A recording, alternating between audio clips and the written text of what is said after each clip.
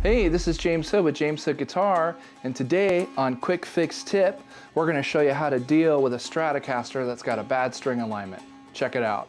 So we've got a 79 black Stratocaster on the bench right now, and as you can see, the high E string is falling off of the side of the fretboard.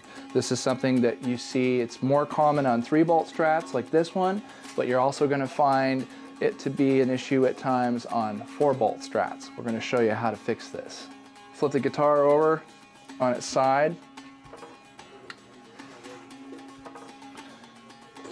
Brace it with your hand, lean on it with your body, push gently. And as you can see, we've just changed the string alignment. You want to make sure your bolts are tightened back up, and that should do it for you.